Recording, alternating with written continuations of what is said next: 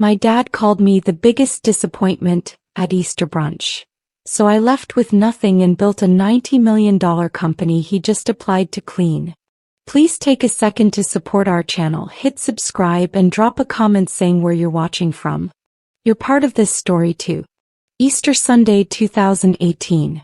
I remember the exact moment my life fractured into before and after. The smell of honey-glazed ham filled my parents' dining room in Atlanta while I sat there 23 years old, trying to explain why I'd left my corporate banking job. My father, Milton Green, set down his wine glass with that deliberate slowness that meant a storm was coming. My mother, Diane, clutched her pearls, literally. My older sister Kennedy smirked from across the table, her MBA from Harvard practically glowing like a halo above her perfect blowout. So let me understand this correctly, Imani, Dad said, his voice cutting through the chatter of my aunts and uncles. You threw away a $60,000 salary at Wells Fargo to clean houses? The table went silent. 15 pairs of eyes turned toward me. I felt my face burning. I started a cleaning company, Dad. There's a difference. I saw an opportunity in eco-friendly. He laughed. Actually laughed. Kennedy's closing million-dollar deals at Goldman Sachs and you're scrubbing toilets. Do you understand how this makes me look at the club? My throat tightened, but I pushed forward. I have a business plan. 5 corporate clients already signed and I'm projecting— You're projecting embarrassment, he interrupted. He stood up, his 6'3" frame towering over the table. Then he said it. The words that would echo in my head for 7 years. You are, without question, the biggest disappointment of my life. The room gasped. Mom touched his arm. Milton, please. But he wasn't finished. I paid for Spellman. For years. $60,000 a year. For this.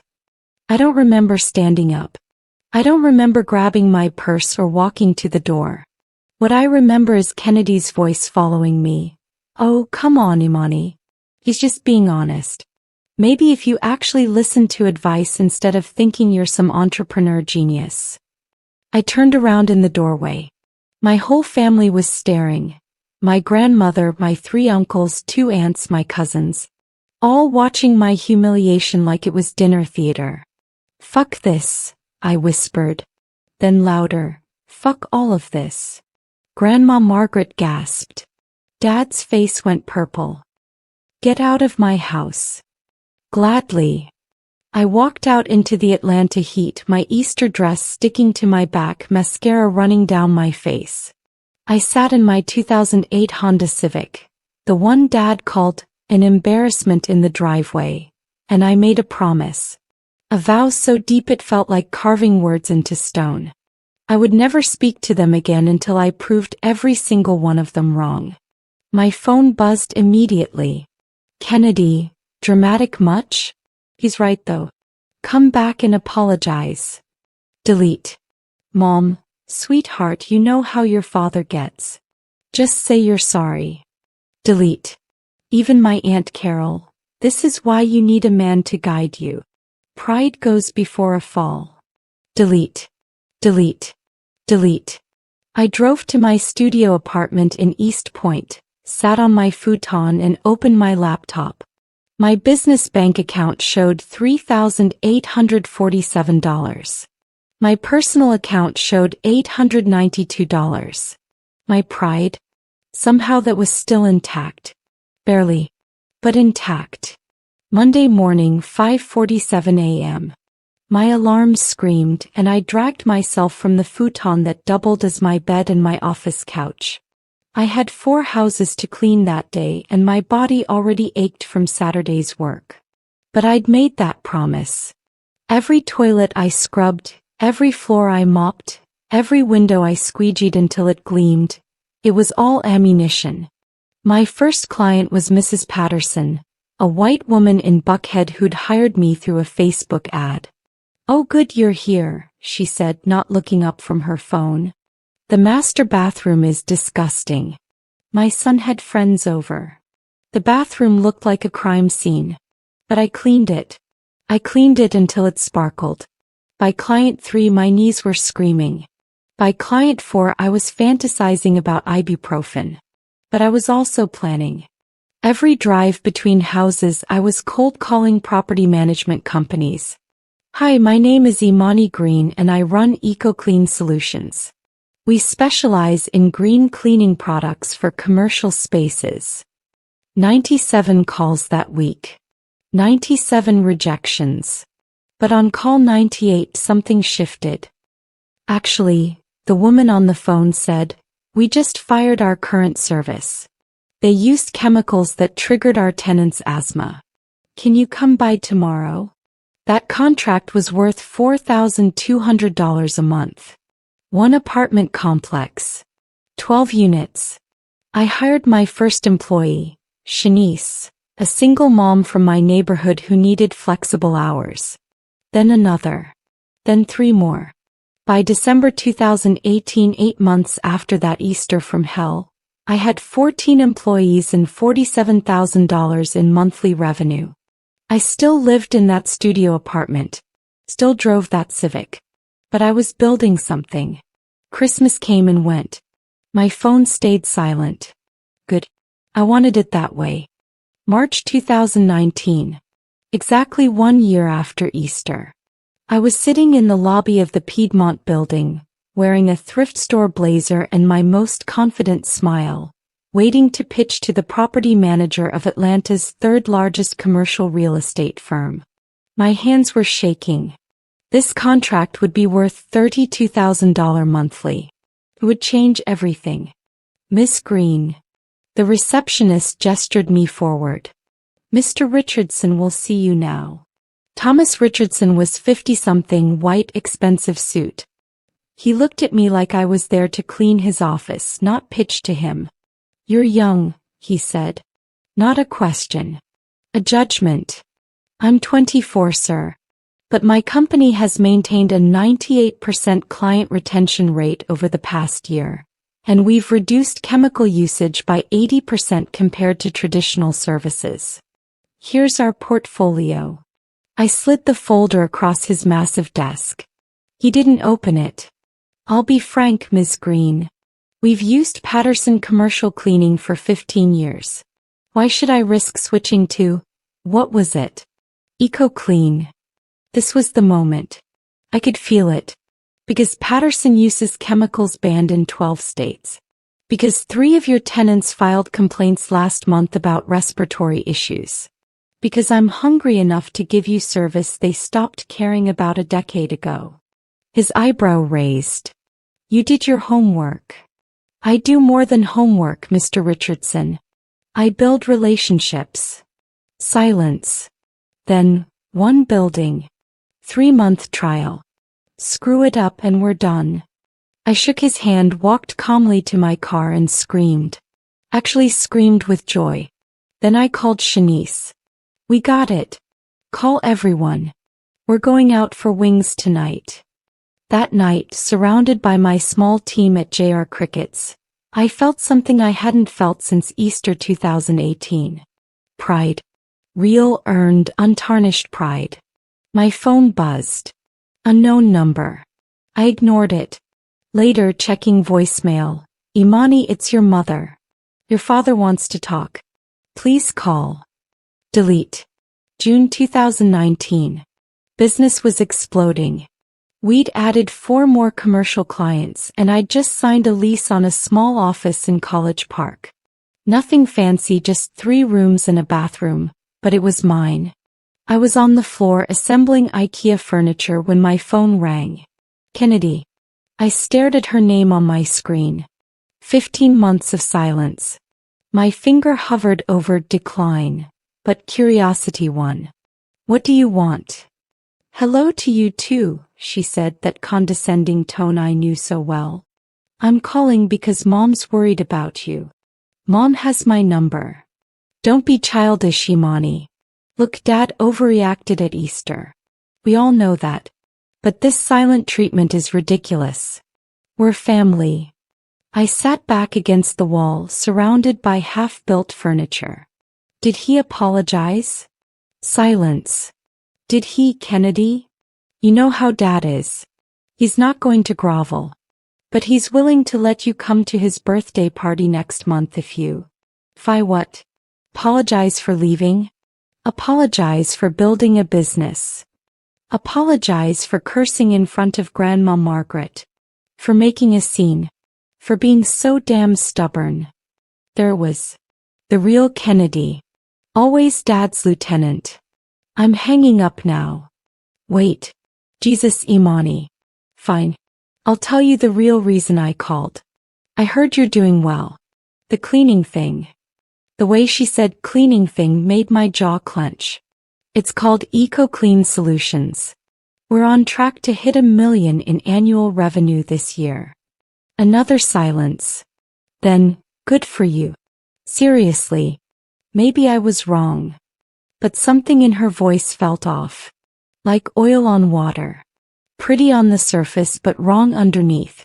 By December 2019, we'd hit $1.2 million in revenue. 23 employees. Contracts with 8 major commercial properties. I'd moved into an actual one-bedroom apartment. Nothing fancy, but I had a separate bedroom and living room. Progress. I was finally sleeping on a real bed instead of a futon. Small victories. But I wasn't satisfied. I wanted more. Not for greed, for proof. I started researching franchise models. If I could package EcoClean systems, training, and green products, I could scale beyond Atlanta. Shanice, now my operations manager, thought I was crazy. Girl, we're barely keeping up with current demand. You want to open in other cities. We were in my office. I actually had an office now with a desk and everything. Going over expansion plans. Not open. Franchise. We train other people to run EcoClean in their cities. They pay us royalties. That sounds complicated. Everything worthwhile is complicated. My phone rang. She'd been calling monthly since June. I never answered. But this time the voicemail made me pause. Imani, it's your mother. It's Christmas next week and your grandmother asked about you. She's not doing well, honey. She's 87 and her heart. Could you please just come for Christmas Eve? Your father won't even be there. He has a golf tournament in Florida. I stared at my phone. Grandma Margaret.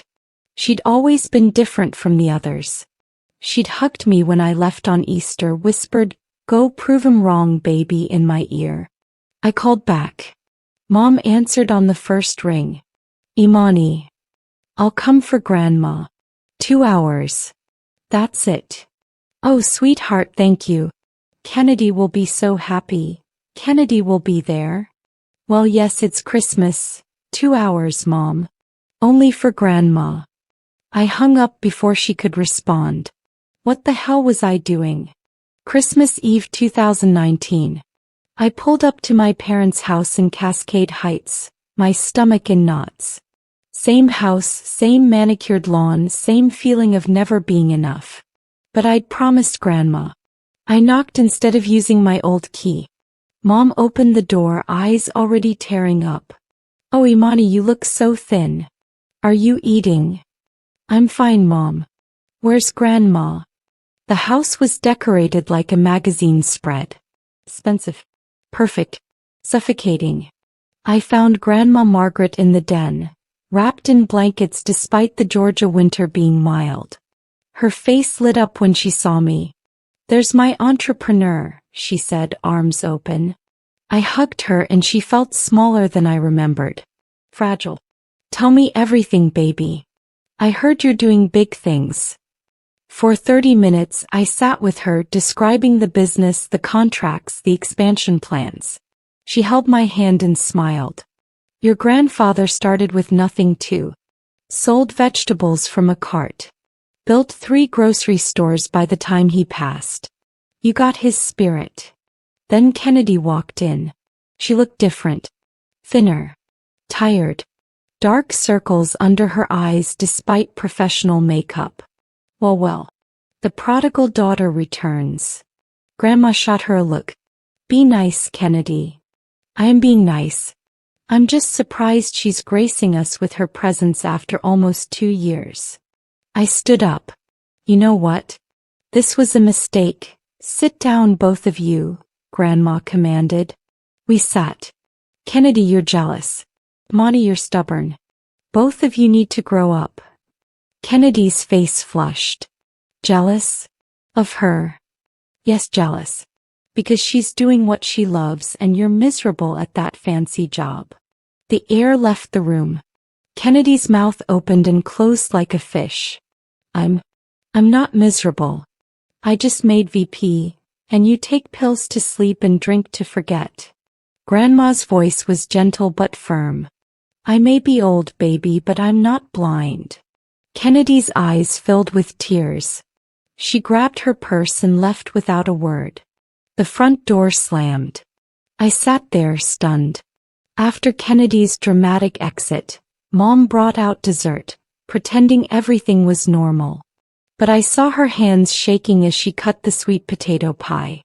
I stayed my promised 2 hours, mostly sitting with Grandma, then headed for the door. Imani, wait. I turned. Mom was standing in the foyer, wringing her hands. Can we talk? Just for a minute. Every instinct screamed to leave. But something in her face stopped me. 5 minutes. We sat in the formal living room, the one we were never allowed in as kids unless we had company. Your father. She started, then stopped. Started again. Your father has always been hard. His father was harder. He thinks love is pushing people to be successful by his definition. That's not an excuse, Mom. I know. I'm not making excuses. I'm trying to explain. She twisted her wedding ring. When you left that Easter, I wanted to run after you. But I've spent 30 years not contradicting your father in public. That's sad, Mom. I know, she whispered. I know it is. She looked up at me and I saw something I'd never seen before. Regret. Real deep regret. I'm proud of you. I should have said it 2 years ago. I should have said it every day since. But I'm saying it now. I'm proud of you, Imani. My throat tightened. If you're proud, why didn't you defend me? Because I'm a coward. Simple. Honest.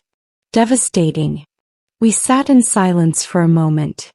Then she said something that changed everything. Your father's firm is struggling. The partners are pushing him out. He's terrified of looking like a failure, so he projects that fear onto everyone around him. I processed this. Milton Green, the great corporate attorney, failing? When did this start? About 3 months before that Easter. He was already spiraling. It didn't excuse anything, but it explained things. I need to go, Mom. She nodded, walking me to the door. Merry Christmas, sweetheart. Merry Christmas, Mom. January 2020. I spent the holidays refining my franchise model with a business attorney. We created training manuals, operational systems, marketing packages. By March, I had 3 interested franchisees: Chicago, Houston, and Charlotte. Then COVID hit and the world stopped. I thought we were finished. Who needs commercial cleaning when offices are empty? I was wrong. Dead wrong. Imani, we need to talk. Shanice called me on March 23rd, panic in her voice. All our clients are calling. They want enhanced sanitization, deep cleans, electrostatic sprayers. They're asking if we can do daily disinfection. I sat up straight. Daily. Every single client.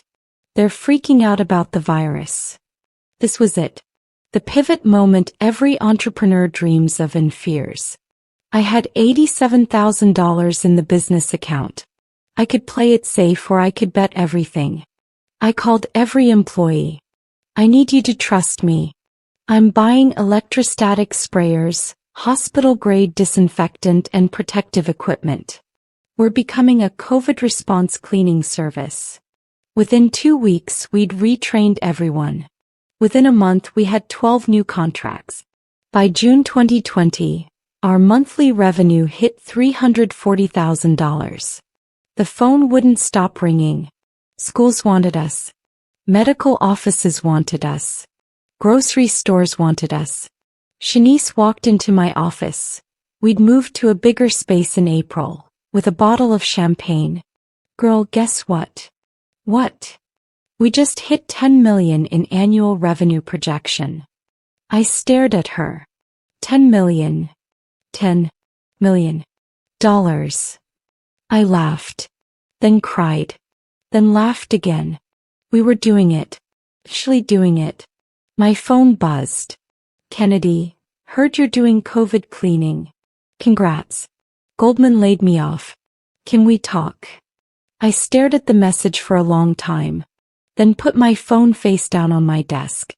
Not yet. I wasn't ready yet. Kennedy called 12 times over the next month. I ignored every call. Then on August 15, 2020, she showed up at my office. My receptionist, yes, I had a receptionist now, buzzed me. Imani? Your sister is here. I closed my laptop slowly. Send her in. Kennedy walked in wearing jeans and a t-shirt. No makeup. Hair in a messy bun. This wasn't the Kennedy I knew. Nice office, she said, looking around. Thanks. What do you want? I need a job. 4 words. 4 words that felt like vindication and tragedy wrapped together. You're kidding. Do I look like I'm kidding? She sat down without being invited. Goldman laid off 40% of staff in May. I've been applying everywhere. No one's hiring. My savings are running out. I'm 3 months behind on my condo payments. I should have felt triumphant. Instead, I felt hollow. What about Mom and Dad? Can't they help? Dad's firm dissolved in June. The partners forced him out. Took his name off everything. He's living off retirement savings. Mom's selling jewelry to cover bills. The green empire was crumbling. Everything I'd been shut out of, everything I wasn't good enough for, was falling apart. I'm sorry, I said. And I meant it. Are you? Kennedy's eyes flashed. Because you have every right to laugh in my face right now. I don't want to laugh, Kennedy. I'm just processing. Process this. I was wrong. About everything. About you, about your business, about what success looks like.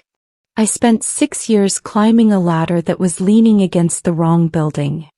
She wiped her eyes roughly. I don't expect you to hire me. I don't expect forgiveness. I just wanted to say that. You were right. I was wrong. And I'm sorry. The words I'd waited 2 years to hear. But they felt different than I'd imagined. Less triumphant.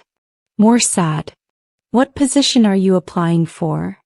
I'll clean toilets if that's what you have. I have an opening in business development. $45,000 to start. Prove yourself and we'll talk about more. Kennedy's head snapped up. Are you serious?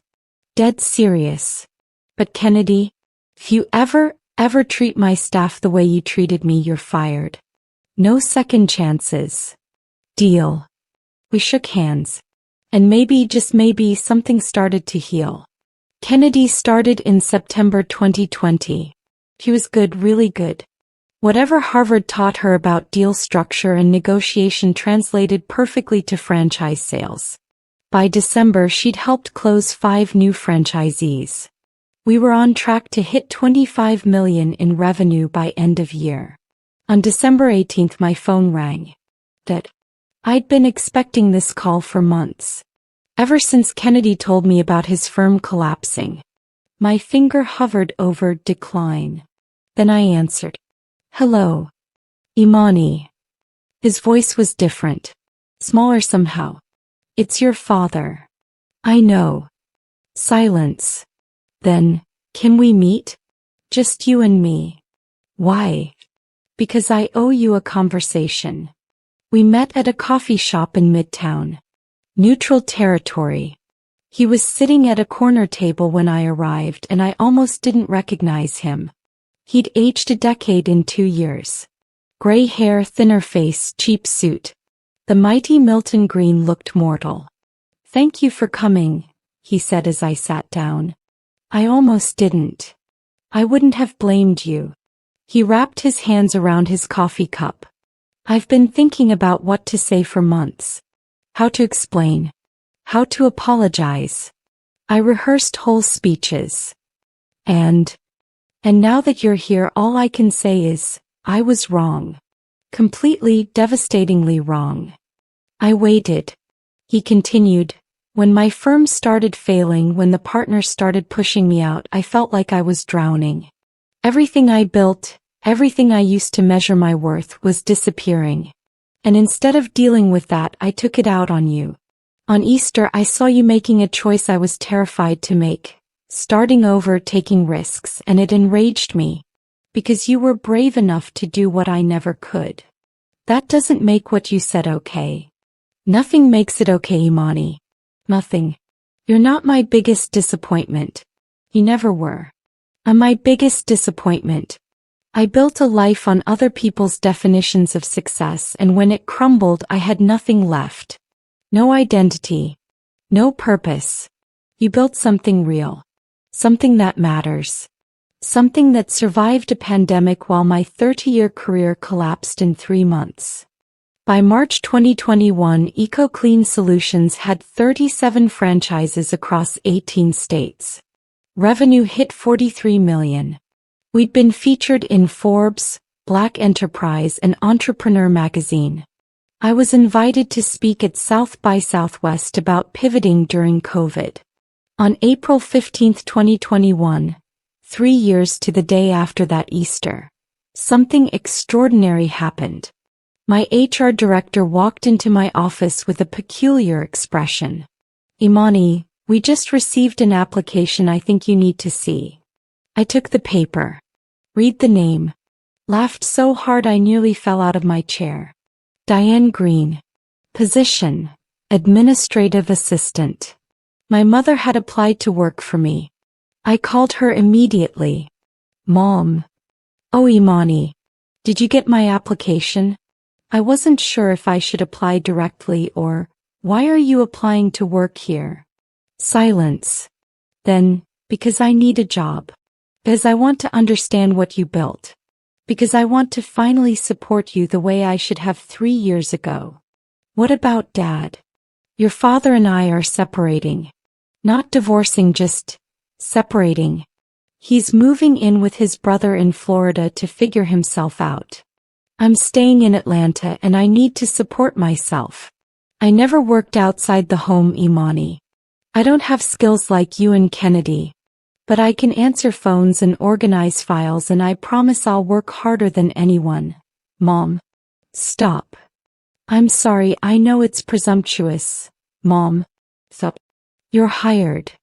"What?" "You're hired. $30,000 to start. Administrative support. You'll help coordinate franchise communications." He was crying. I could hear it. "Thank you. Thank you, sweetheart. There's one condition." "Anything. You tell me the truth from now on. Always. No more protecting Dad's ego or keeping peace. The truth." "I promise." She started 2 weeks later. It was weird at first. My mother sitting at a desk outside my office taking calls, organizing files. But she was good at it. Meticulous. Dedicated. And slowly we started rebuilding something that resembled a mother-daughter relationship. One where we were honest about the dysfunction we'd survived. Kennedy walked by one day, stopped, stared. "Is Mom working here now?" "Yeah." "This family is so weird." "Yeah." We both laughed. Maybe that was healing too. April 2023. 5 years after Easter. EcoClean Solutions hit $90 million in annual revenue. 63 franchises. 240 corporate contracts. I'd been named one of Fortune's 40 under 40. I was sitting in my corner office. An actual corner office in a building I partially owned, when my assistant buzzed me. Imani, you have a visitor. He doesn't have an appointment, but he says he's your father. I took a breath. Dad and I had spoken occasionally over the past 2 years. Stiff conversations. But he'd never visited my office. Send him in. He walked in slowly, looking around with an expression I couldn't quite read. Pride? Regret? Both? This is impressive, he said finally. Thank you. We sat in awkward silence. Then he pulled out an envelope. What's this? A letter I wrote 5 years ago. Right after that Easter. I never sent it. Why are you giving it to me now? Because you deserve to know that even then part of me knew I was wrong. I opened it. The letter was dated April 10, 2018. 6 days after Easter. Dear Imani, I'm writing this at 3 a.m. because I can't sleep. What I said at Easter was unforgivable. You're not a disappointment. You've never been a disappointment. I'm terrified of my own failures and I projected that terror onto you. You have a vision, a drive, a courage I lost decades ago. I don't know if your cleaning business will succeed, but I know you will. Because you're stronger than I ever was. I'm sorry. I love you. I'm proud of you. Even if I'm too proud to say it out loud. Dad. Tears blurred my vision. Why didn't you send this? Because I was a coward. Because saying I was wrong felt like admitting defeat. Because I'm a stubborn old man who confused fear with strength. He stood up. I don't expect forgiveness, Imani. I don't deserve it.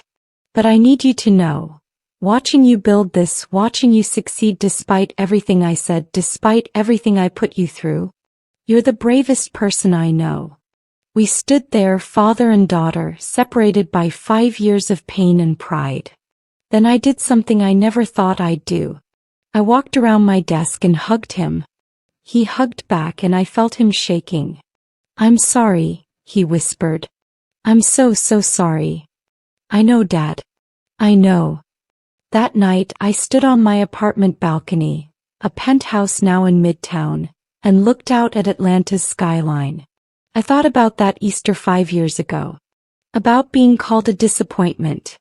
About leaving with nothing but hurt and determination. I'd built a $90 million company. Employed over 300 people. Changed lives. Proved everyone wrong. But the real victory wasn't the money or the success. It was choosing forgiveness over bitterness. Growth over revenge. Connection over vindication. I pulled out my phone and texted Kennedy, "Family dinner this Sunday? My place." She responded immediately, "Wouldn't miss it. I'll bring wine. Mom, I'll make sweet potato pie. Dad, what can I bring?" Me, "Just bring yourself, Dad. That's enough." And somehow, impossibly, it was.